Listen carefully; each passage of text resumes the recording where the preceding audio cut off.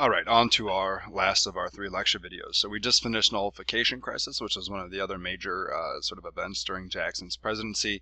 And then, of course, on to what Jackson is known for, and probably the best argument for taking Jackson off of the $20 bill, which is, of course, is the Trail of Tears. So the Cherokees are down in Georgia.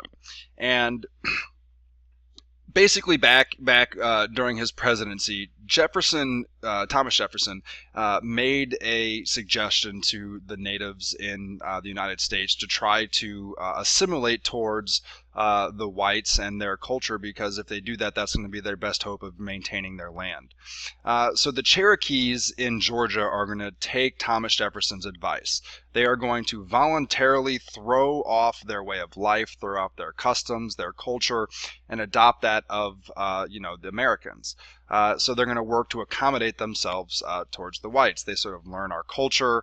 Instead of having a more nomadic sort of lifestyle, they're going to have property. They're going to have agriculture. They're going to settle down. They're going to have their roots. They're going to have missionaries, Christian missionaries, open schools to educate, so they're taking on our religion. They write a legal code and a written constitution. And you have here at the bottom, even a few of them have slave owners. So they really sort of pick up this American way of life in hopes that if they do, the Americans will then see them as Americans and leave them alone and leave them to the land.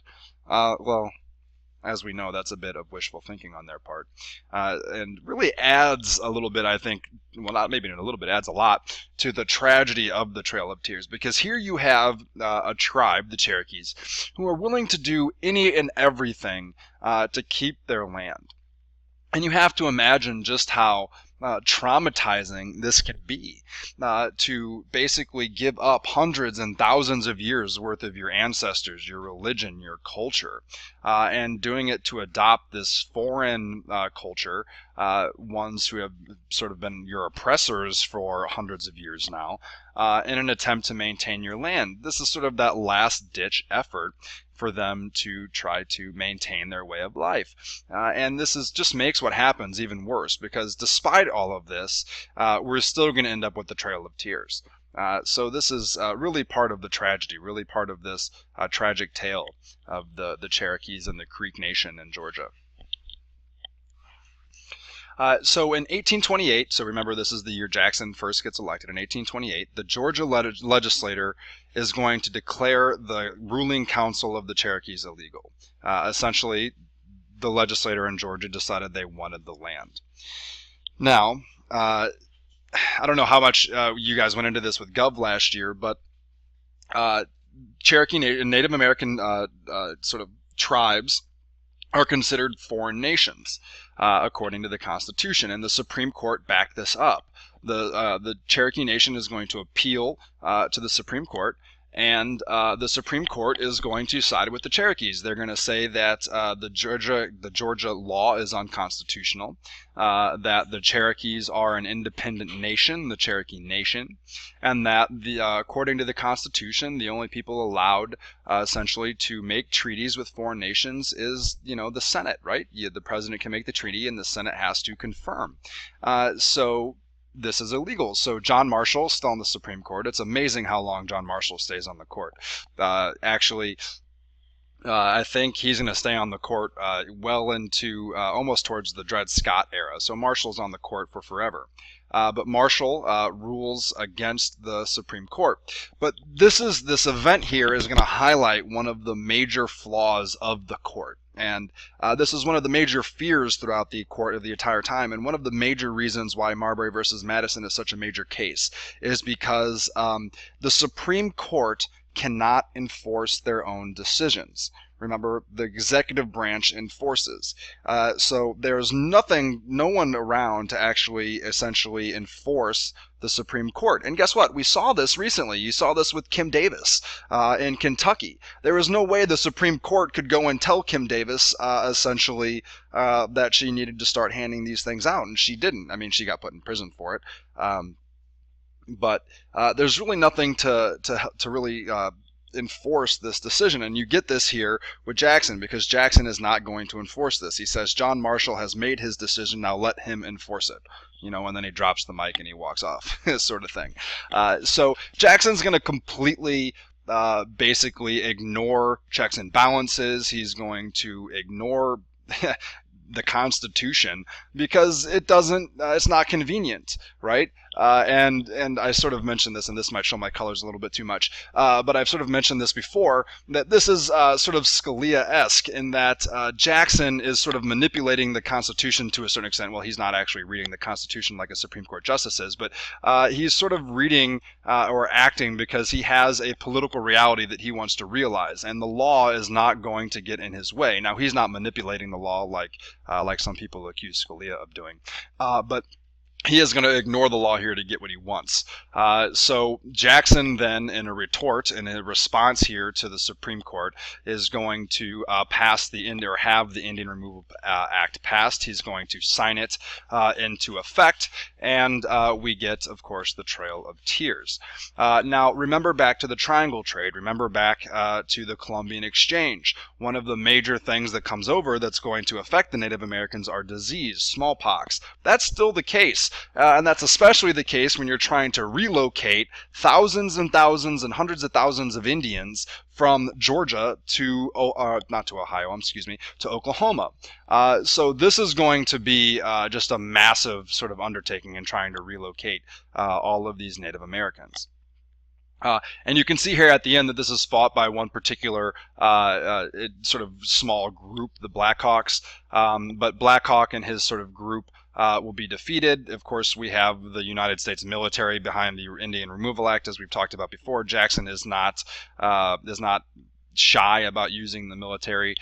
So this Indian Removal Act is going to be enforced by Jackson and the United States military. So Black Hawk is defeated and removal takes place. Now, removal is going to actually take place after Jackson leaves office. So he's not the one who's actually running the show at this point, but he is sort of the father of Indian removal in that he ignores Marshall's Supreme Court ruling, has the Indian Removal Act passed, and then eventually signs it.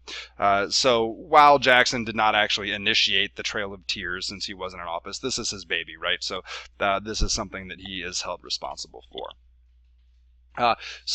Going back there before we get to the bank wars, so the Trail of Tears obviously is horrendous. You're going to see thousands and thousands of natives die on the Trail of Tears, hence the name, either from exhaustion or smallpox, as I alluded to. You're going to have a lot of disease as they are trying to go, and they're not really left to bring much with them. The military doesn't really let them bring much of their property. That's going to slow them down. They have a long trek. They want to get them out of there.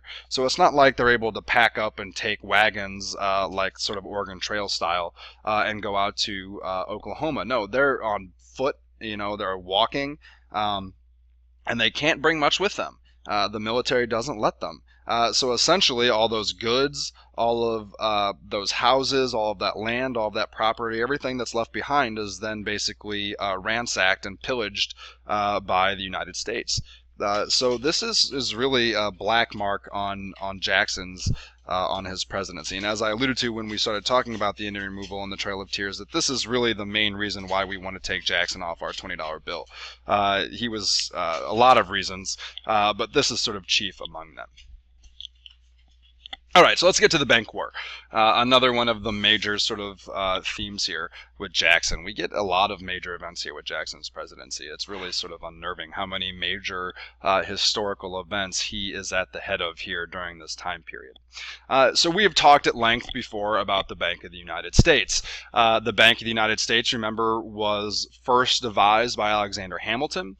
He likes it because it helps the elite, and Hamilton believes in trickle-down economics. So remember, Reagan is not sort of the father of trickle-down. It's actually Alexander Hamilton. And they're both idiots because it doesn't work. The trickle-down part, they've proven recently that trickle-down economics is a farce, that essentially that the money that is saved and earned by the elite is not actually trickled down. It instead stays in the pocket of the rich, which is sort of contributing now to our wage gap or an income gap that we have in the United States these days. And that's sort of the evidence that they're collecting. But this theory of trickle down is advanced by Hamilton. That's why we have the bank. Remember, the bank is reauthorized. Uh, and as part of the American system, remember TNT, transportation, national bank, and tariffs. So the national bank back during the American system is essentially is re-upped. But Jackson does not like the bank. The bank is sort of evil, as he says it, because the bank sort of mints gold and silver coins, but the states issue that silver money. And the big thing here is that the bank is going to have a lot of control over everyday Americans, and it's undemocratic because it's not like the leader of the national bank is elected; it's someone who's appointed. So this really is an undemocratic institution that has way too much power, according to Jackson. That really helps the elite and doesn't help the common people. Remember, Jackson sees himself as a very paternal figure, really. When talking about Indian removal and that sort of thing, he's sort of there's a political cartoon that I'm sure you'll see along the lines that's called The Great White Father, and that's really what Jackson sort of sees himself as. He sees himself as this paternalistic character trying to actually help the Native Americans. He says that separating natives will help them essentially keep their own culture, keep them away from the Americans. They won't have to worry about all this. And it's sort of a very paternalistic argument that he's going to make here with the bank as well. But this time, instead of talking about the natives, he's talking about the common everyday people. Because remember, that's who he's appealing to. He's appealing to the people in the West. He's appealing to the people in the South. These people hate the bank because it has hurt them in the past. And he's trying to advocate for these common people with his hate of the national bank. So the Bank of the United States is private, but it owns, but the government basically runs it, and it holds most of the government gold and silver and paper money, so it's sort of more stable than normal banks.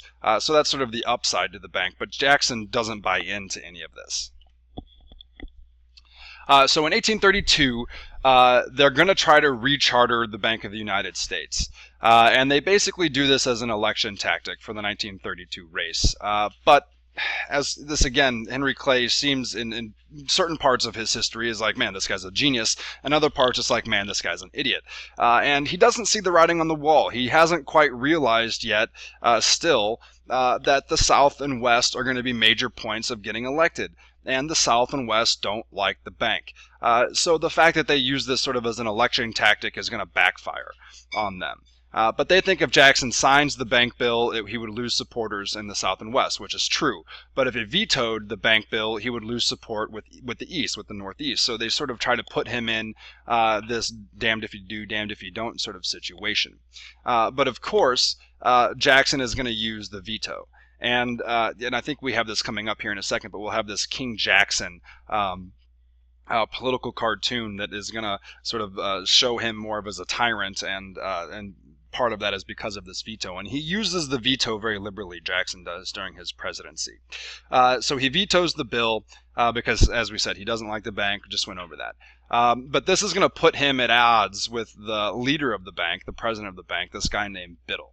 And this war between Biddle and Jackson is going to get sort of nasty, and it's going to hurt a lot of people. So Jackson wins re-election in 32 in a landslide.